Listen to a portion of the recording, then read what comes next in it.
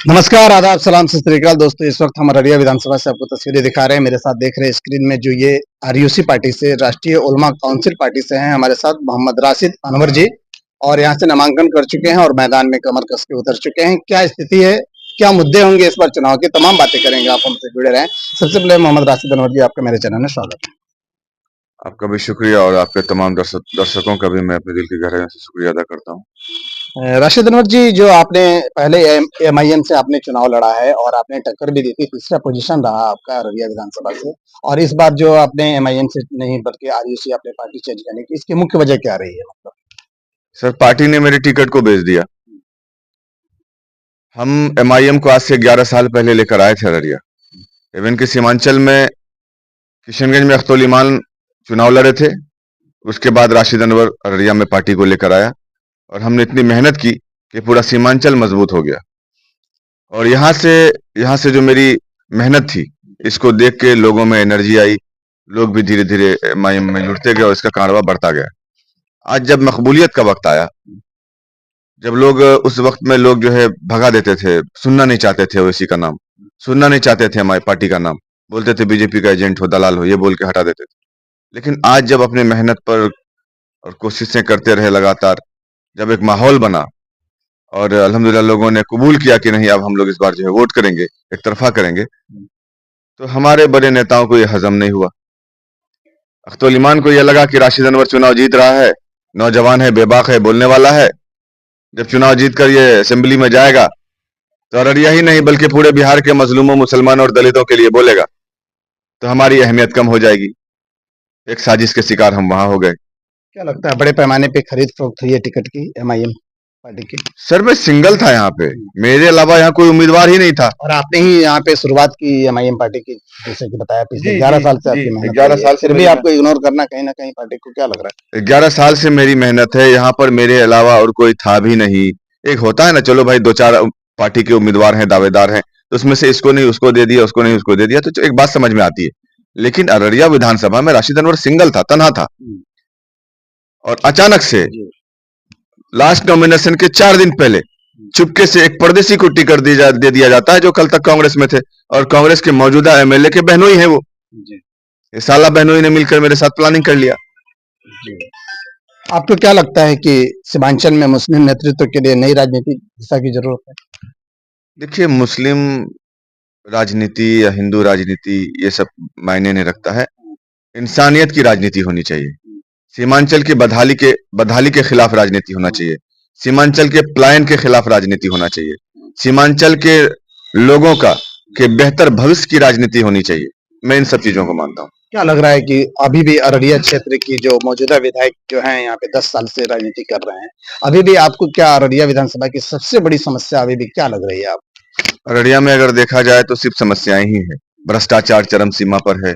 स्वास्थ्य सेवाएं एकदम नकारात्मक है, कुछ नहीं है। आप शिक्षा की जगत में चले जाएं, आप चले जाएं, नशाखोरी के मामले में अव्वल दर्जे पर आता है ना। तो हमारे नौजवान आज नशे के आदी हो गए।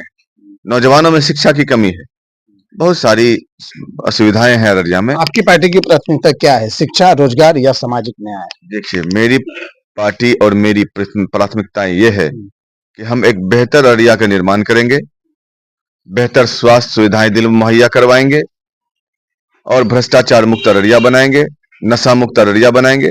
हम अररिया के एक बेहतर भविष्य का निर्माण करेंगे। आप अपने को कहाँ देख रहे हैं पिछले यहाँ से 10 साल से जो मौजूदा विधायक हैं जो कांग्रेस पार्टी से, और यहाँ की जो जदयू जो है वहाँ सुगता अजीम जी हैं, बहुत मजबूत कैंडिडेट रही हैं। पिछले चुनाव की मैं बात करूँ तो उन्होंने सेकंड पोजीशन लाया था और आपका शायद थर्ड पोजीशन था। अभी आप इन लोगों की दावेदारी में आप कितना अपने आप को मानते हैं, किस तरीके से? देखिए, मौजूदा एमएलए जो हैं ये 10 वर्षों से एमएलए रहे हैं। इनके पिताजी भी मंत्री रहे हैं, और जो शगुफ्ता अजीम साहिबा जो जेडीयू की हैं, ये 20 साल से जिला परिषद की चेयरमैन नहीं है। इनके ससुर भी मंत्री रहे हैं। तो ये लोग राजघराने परिवार से बिलोंग करते हैं। लेकिन हमारा कोई सियासी बैकग्राउंड नहीं है, हमारा कोई सियासी परिवार नहीं है। हमने अपने मेहनत और अपने दम से और अपने ईमानदारी के साथ हमने लोगों की समस्याएं सुनी, लोगों की समस्याओं का हल करने का प्रयास किया, और लोगों के बीच रहते हैं हर मुद्दे पर। इसके लिए लोग मुझे पसंद करते हैं।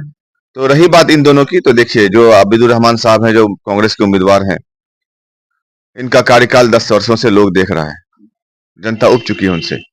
दूसरी तरफ आप शगुफ्ता आजिम साहिबा को ले लीजिए, तो इनके कार्यकाल को भी लोग देख चुके हैं, जो जिला परिषद की अध्यक्षता रही हैं ये। लेकिन जिस पार्टी से बिलोंग करती है, वो पार्टी हमारे इस्लाम, हमारे मुसलमान और हमारे शरीयत का दुश्मन है। ये तीर के निशान को जो लेके वो घूम रही है, ये तीर नहीं बल्कि वो नरेंद्र मोदी की तलवार है, जो मुसलमानों के गर्दनों को उतारने का काम करती है ना। चाहे वो आप देख लीजिए मॉब लिंचिंग के नाम पर हो, चाहे आप दाढ़ी टोपी के नाम पर हो, चाहे गाय गोश्त के नाम पर हो, हमेशा लोगों को मारने और काटने का काम करती है। तो ऐसी फासिस्ट ताकतों को लोगों को मजबूत नहीं करना चाहिए, और शगुफ्ता आजिम साहिबा को, मुसलमानों को खासकर वोट नहीं करना चाहिए। आप खुद को किस तरह का नेता मानते हैं, जनता का या पार्टी का या विचारधारा का, किस तरीके से? मैं जनता का नेता हूँ, मैं गरीबों का नेता हूँ, मैं मजलूमों का नेता हूँ, मैं पिछड़ों का नेता हूँ, है ना।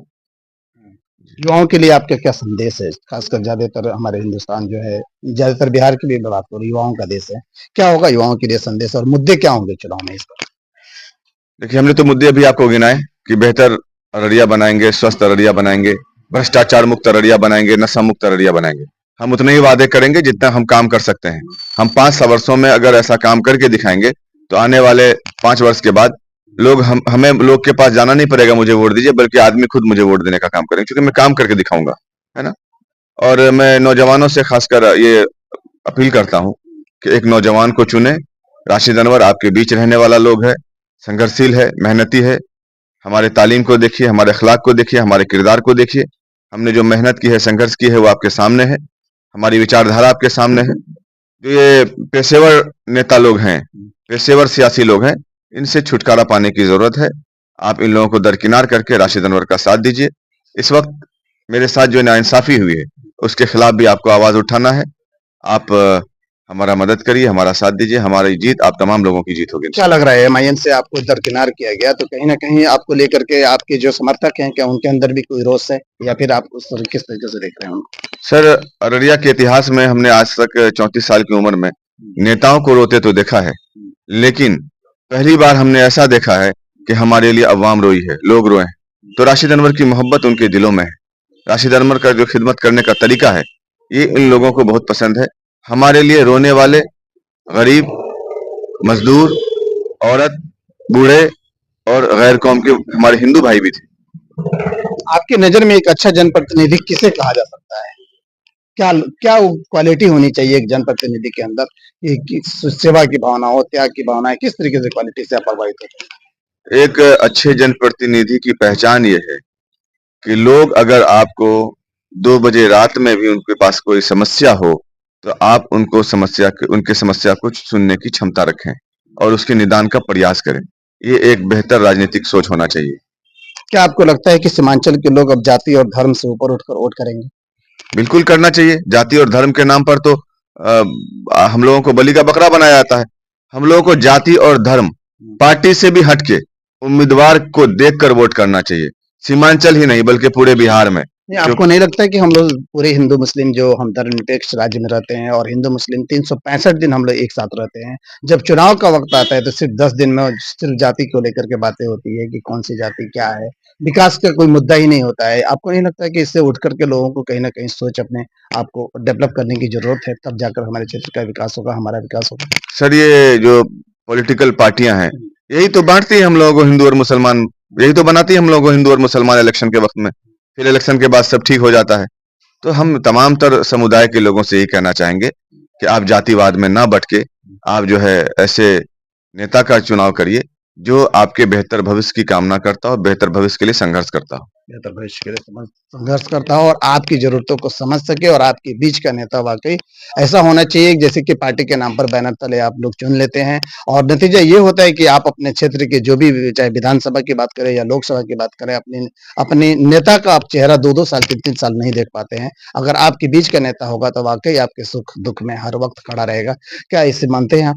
बिल्कुल, जी। बिल्कुल मानते हैं कि हम लोगों को ये कहते भी हैं कि आप उम्मीदवार देखिए, उम्मीदवार आप देखिए। पार्टी मत देखिए। पार्टी किसी को भी थोप देती है पैसों के बुनियाद पर, तो आप क्या उससे चुन अभी तो लेंगे तो इसकी आप बहुत गुमराह। बड़ी माने ये अभी एग्जाम्पल है, अभी अच्छे-अच्छे पार्टियों को, अच्छे-अच्छे सा- कैंडिडेट को दरकिनार किया गया है, जो सारी पैसे के दम पर सारी पार्टियों ने इस बार जी, टिकट को बेचने का काम किया है, बेचने चाहे का वो काम किया। जिस भी जो भी पार्टी है बिहार में। ये तमाम तर पार्टियां पार्टियां अपने टिकट को बेचे हैं हुँ। ज्यादा दामों में, और उन्होंने प्रत्याशी को नहीं देखा, बल्कि जो ज्यादा पैसा दिया उनको टिकट दे दिया। दोस्तों, आप इस खबर पे क्या राय है आपकी? आप देख रहे थे खबर, हमारे साथ मोहम्मद राशिद अनवर जी, जो राष्ट्रीय उलमा काउंसिल के हैं, जो अररिया विधानसभा क्षेत्र संख्या 49 से हैं, और आप इनके लेकर के इनकी बातों से कितना सहमत है, आप हमें कमेंट कर सकते हैं, हमें सजेस्ट कर सकते हैं। धन्यवाद।